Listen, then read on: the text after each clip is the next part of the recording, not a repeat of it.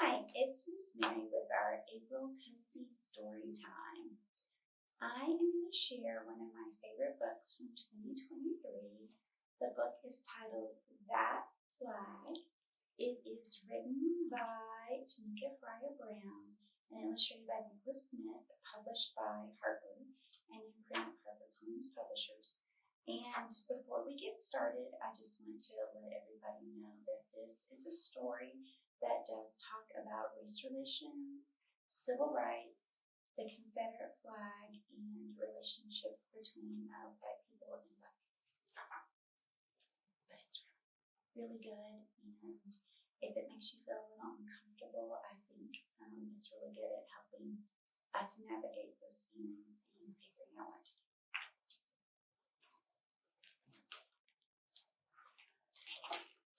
Bianca and I are almost twins. We're the same in so many ways. We both wear our hair in braids. We spend independent time reading together. We play Foursquare better than anyone in our class. We're inseparable. She's my best friend. But only at school. I'm not allowed to go to her house, even though we live on the same street. Keira, Mom says whenever I go outside, please stay where I can see you.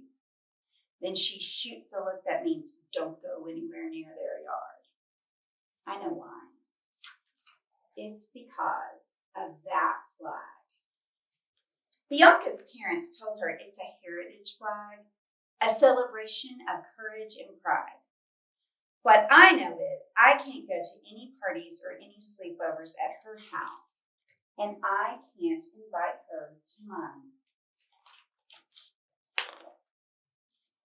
At bedtime, before my parents tuck me in, I remember my field trip form. It's for the Southern Legacy Museum, Dad says. They have a new exhibit. Mind if I tag along? I don't mind. Dad is a lot of fun. He even buys me souvenirs sometimes. Sure, I say. Mom and Dad hug me tight for an extra long time. On field trip day, once we're off the bus, Bianca and I link hands. We wait for Mrs. Grayson to call our names. Oh no, she's assigned us to different groups. When I start to frown, Dad hugs my braids, makes a face, and smiles. I can't help but smile back. I'm glad Dad's here with me.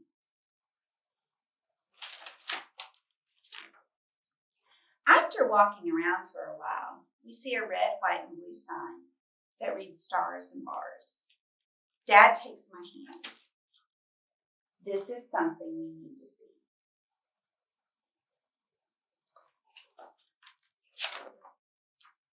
First, we see a frilly dress from antebellum days. I picture myself wearing it and giggle. I'd look pretty silly. There's a cotton gin with lots of little puppy plants around it. Wish we could pick some off, I say.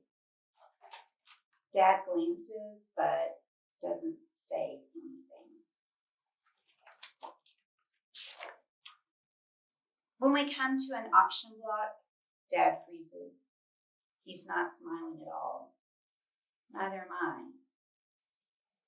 In silence, Dad and I walk to a glass case filled with old photographs. I see soda fountains, poodle skirts, gigantic cars with fins, dogs and water hoses, teenagers crying in the streets, scary men in white gowns holding torches and flags.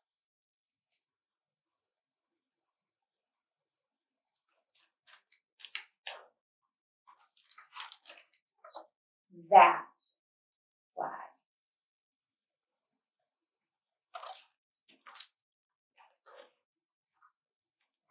Keira! Bianca runs up to me. I've been looking for you everywhere. She throws her arms around my neck, but I don't hug her back. What's wrong? She asks. My throat feels tight. I'm not sure what to say. I just point to the pictures in the case and walk away. Back on the bus, Dad and I sit up front behind the driver. I stare out the window, remembering those pictures and that flag. My best friend's flag. Later that night, my family and I talk for a long time. They tell me things they've never told me about before.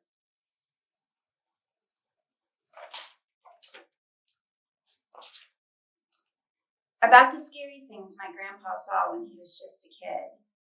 About Grandma being spat on for trying to go to school. About Mom and Dad getting called bad names and chased by people in a truck. About the Freedom Riders. About Selma. About the Charleston Nine. We talk about the things Black people have to do every day to stay safe. After our talk, I feel scared, confused, and mad. But mostly, I'm sad.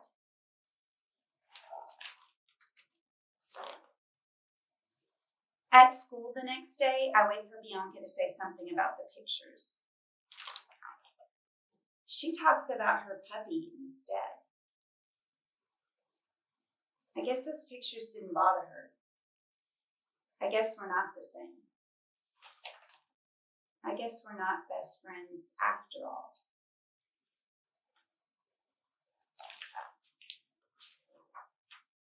During reading time, I read by myself.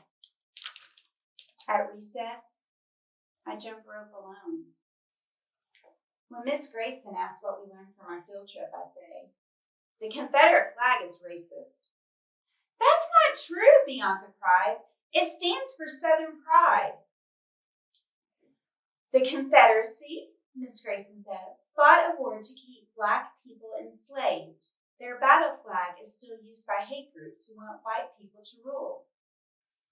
"No," Bianca shakes her head. "Why would my family fly a flag like that?" "I don't know," Miss Grayson answers. But it's a good question to ask.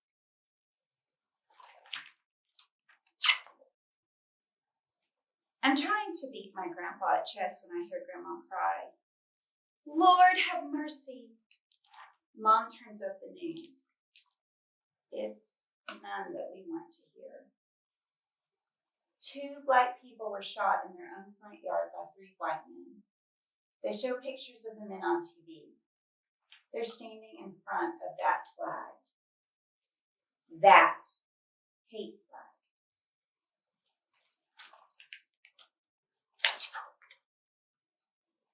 My family and I go to a candlelight vigil to honor the couple that was killed. I look at the crowd. I can't believe my eyes.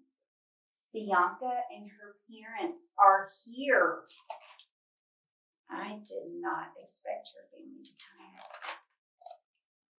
I wonder why they did.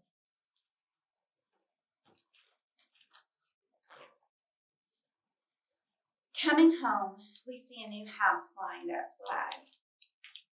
It makes my heart hurt, so I look away. We pass Bianca's house. They've taken theirs down. I can't stop staring. I wonder why they did.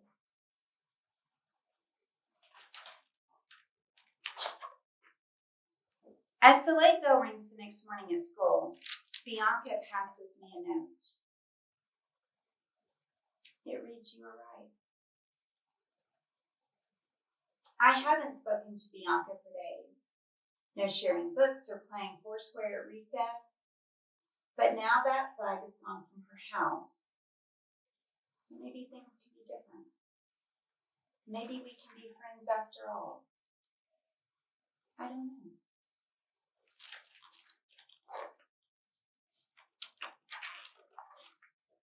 But I'm willing to see. And that is the end of that flag. And in the back of the book, there is some historical information about the Confederate flag. There's a note from the author that says she wanted to tell the truth about the flag and where it came from and how it's been used throughout the country's history. She believes in telling kids the truth, even about things that are sad or a little bit scary. But even growing up, she was told to stay away from people who flew or wore the Confederate flag. And she wrote that flag to do her part to make humanity better because she believes in your power, or her power, everybody's power to change the world. And the illustrator, who I think these illustrations are incredibly powerful and just tell the story so well in conjunction with the words.